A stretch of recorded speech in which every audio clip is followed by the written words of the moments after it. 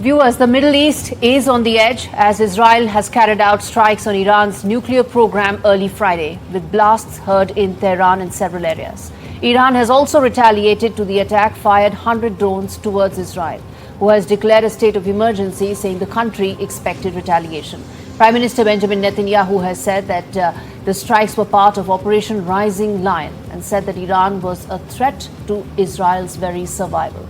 But why now, when diplomacy was being given a chance? Does that mean no diplomatic options are now left on the table? More importantly, what does this mean for the entire Middle East approach that Trump administration has? To answer that and more, joining me live is Mr. Reuven Azar, Ambassador of Israel to India. So thank you so much, Excellency, for speaking to us. Thank you, Gaurie. I would like to start by expressing our condolences, the condolences of the entire people of Israel for this, following this terrible crash yesterday that demanded the life of so many victims. So our hearts are with the victims, their families, and we wish speedy recovery to the injured. Right. And so we speak also on a day when there is a tremendous amount of uncertainty with regard to Middle East. I want to first start by asking you, why were the strikes carried out now? There were reports from February onwards that these could be on the anvil, but why now when many felt that probably diplomacy had a shot? Well, we acted to remove an imminent threat coming from Iran because Iran has been manipulating the world and exploiting these talks in order to go on a fast track to weaponize their fissile material, to create a nuclear weapon. And as you very well know, Gaurie, Israel has declared time and again that if the Iranians attempt to create a nuclear weapon, Israel will have no choice but to take action, and this is exactly what we did. There has been some sort of an immediate retaliation that has come in from Israel. What more are you expecting? Well, I don't know. I think that the Iranians have started the retaliation. We told them that there were drone attacks, but yes, I'm sure that will not be the alls. More so since the IRGC chief has been killed, they would like to have some sort of a messaging there. What are you expecting? Well, first of all, just for the audience to know, we took action against military nuclear facilities. We took care of top commanders that were commanding this effort against the state of Israel, and we attacked also some of their ballistic missile capability, because Iran was actually trying to destroy Israel on three tracks. The first is their multi-decade attempt to acquire nuclear weapons that we managed to foil. The second is the huge production of ballistic missiles. They have thousands of them. They were planning to build 10,000 ballistic missiles in the next 3 years and 20,000 in the next 6 years. Now, I want people to understand what we're talking about here. Even without the nuclear weapon, we're talking here about each missile carrying 1,000 kilograms of TNT that can kill hundreds of people. If you fire them at a barrage, at a state as small as Israel, which is half of the size of Haryana or the size of Mizoram, that can be devastating. It's an existential threat. And the third track that Iranians promoted was, of course, this ring of fire that they were creating around us by, arming and helping all these proxies, including Hezbollah, the militias in Syria, in Iraq, in Yemen, etc. So we took action now because we saw that they are coming in almost no time to a situation in which they can fire at us a nuclear weapon. None of that is something that happened overnight. What you've mentioned is something that's been in the works for months now. In fact, where you mentioned about the ring of fire, it's almost been like 18 months since the Hamas attack started. Since then, there's proxies have been at war with Israel. I want to understand from you the reason why I said about the timing, or I ask about the timing, is because diplomatic efforts are on. The Trump administration says that they've really put in their political capital at stake here. They were wanting to extract some sort of a deal out of Iran there. And it all looks like it's unlikely to happen at all any time in the future. Well, diplomacy always has a chance, but diplomacy cannot be exploited in order to pursue the illicit nuclear military program of Iran. And what the Iranians have been doing, and actually it was even confirmed by the IAEA, that Iran is in breach of the safeguards agreement. They have been cheating the world for decades, And they were actually trying to cheat now too. So we tried for decades to prevent this moment. Okay? Do you think we diplomacy still has a chance? Diplomacy always has a chance. No, Provided that's like a big statement you're making, right, sir. But provided it's not a concealment or a manipulative program in order to conceal the construction of a nuclear weapon. What the Iranians were doing now is that we're clandestinely having a group of people working on a nuclear device. This is what is new, and this is why we're doing it now. So the IAEA said that they are not in a position to confirm that Iran's nuclear program, whatever they've been able to do so far, the 60% enrichment they've done, is only for civil purposes. So so that's an important fact. They put that out. But the reason why I asked you about diplomacy, you made almost like a motherhood statement that this diplomacy always has a chance. But the Trump administration said two things. One, A, you're on your own. We're not backing you at all. In this, you're on your own.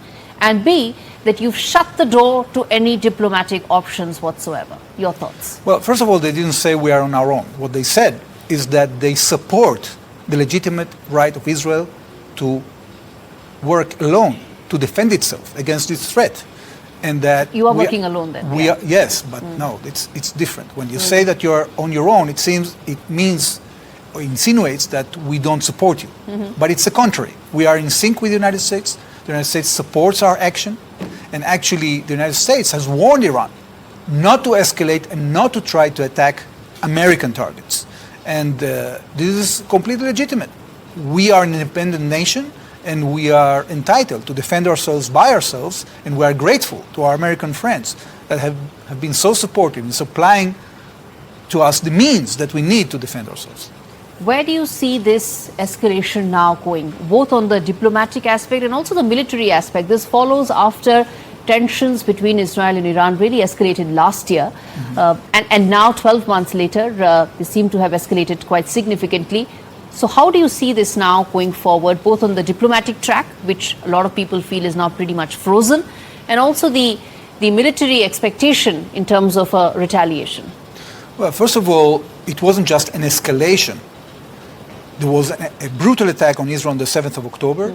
There was an intentional attack backed by Iran, by Hezbollah, and by Iran itself to attack Israel. Iran has multiple times sent barrages of missiles and rockets and drones against Israel. And we have declared very clearly that Israel will retaliate to the Iranian retaliation. We will not agree to be in a situation that a nation, a radical regime like Iran, that has sworn to destroy us, will acquire the means to do so. Because, our people already survived an extermination attempt 80 years ago. And we said then, never again. Never again is now. Okay. What are your expectations in terms of the talks that are scheduled to take place in Oman between Iran and IAEA in the effort to try and see some possible middle ground right now in the backdrop of these escalations that has taken place, these tensions between Israel and Iran? What are your expectations out of the talks in Oman? Our expectation is that Iran will renounce any capability of enrichment, because it is a state that is radical, that it has breached the basic principle in the Charter of the United Nations by threatening to annihilate another country. It has cheated the international community by, on the one hand, enjoying the benefits of being part of the Non-Proliferation Treaty, but on the other hand, doing illicit activities, including a military nuclear program. And therefore, what we expect is that Iran will actually be negated from an opportunity to enrich uranium, so we can be sure that nuclear weapons won't be assembled in Iran. What's in it for Iran to come on the table for these talks in Oman? The threat about sanctions is not new. Some of the hard negotiations that have been going on is again not new.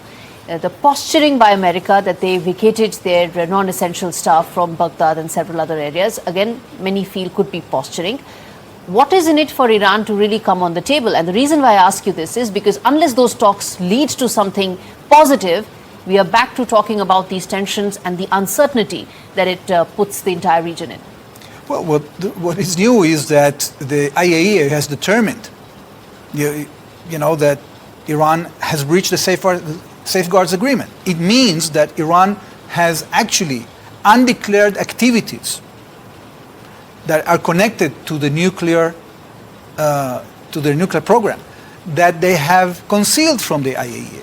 And as a result, you had yesterday a resolution passed that declares that Iran is in non-compliance. And as a result of that, not only the United States, but also other countries will snap back sanctions against Iran unless they cooperate. For decades, the international community has asked Iran to cooperate. They have been refusing. So not only that they are creating a threat that is, by the way, not only threatening Israel, but the entire region and the world. Israel, by defending itself, is doing a great service to the region and to the world. Because Iran has refused time and again to come with clean hands to the table, to stop these illicit activities. But if they do, and they actually renounce these illicit capabilities, the way for diplomacy is open. If those sanctions were to be imposed, which look very likely, as I pointed, that a lot of people, in fact, the IAEA feels that they cannot confidently say that the nuclear program is only for civilian purposes, which means that... That's an understatement. I'm only going by what the IAEA says, which means that fresh sanctions by the UN is on the anvil. So if that is anyway going to happen, do you think this strike right now, this attack right now, and a retaliation that is set to happen as well, which will throw the region into more uncertainty, turmoil, if nothing more, if we stop at just that. Do you think it was warranted right now when the sanctions would have come in place, even if one were to assume that the diplomatic resolution could have been limited, but a new sanctions regime on Iran right now, do you think that itself would have done more damage to the Iranian economy, Iranian society, and Iran in general? Look, we have to put here things in order. At the end of the day, if the Iranians decide to assemble a nuclear weapon, okay, this is an existential threat for us. And this brings an end to diplomacy. The only way to go back to diplomacy is by preventing this threat either by a decision of Iran to renounce military nuclear capability or by military action of Israel or any other country. So the choice is very clear. If the Iranians opt to continue pursuing their quest for military nuclear capability and military nuclear weapons, then they are going to meet either our military might or other countries' military might, and diplomacy won't solve it. But who's supporting you? If it's not your military might, others, who are those? Well, we have seen that, first of all, we enjoy the support of the United States. I think that many countries are concerned. We understand the concern because we also did everything we can to prevent escalation and to convince the Iranians peacefully to renounce their nuclear weapon program. But unfortunately, that failed. And therefore, at the end of the day, even if countries are concerned now, I think that they are going to be extremely grateful for what Israel did, because we have removed a threat. Look, this is not the first time, Gaurie.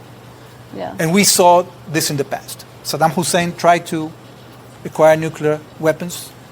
Assad tried to acquire nuclear weapons. Gaddafi did the same. But I'll tell you what's the difference this time. This is coming from a regime that time and again has declared that they want to annihilate the state of Israel, that they want to remove the so-called tumorous cancer, that they want to remove the small Satan, Israel, in order to fight the big Satan, which is the United States. So when you have a combination of radicalism that creates a quest for destroy another member of the United Nations, and on top of that, you create or you build weapons of mass destruction, that is something that you have to confront. This is reality.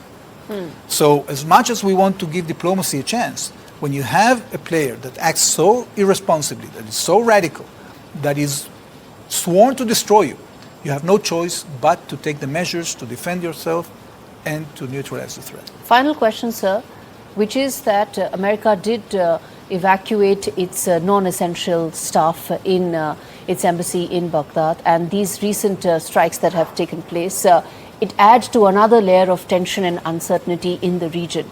How do you see that? Has America spoken and been in touch with Israel on these matters? Anything that you can share with us? We are in touch all the time, Gaurie. And of course, countries are taking precautions because they act responsibly to defend their assets.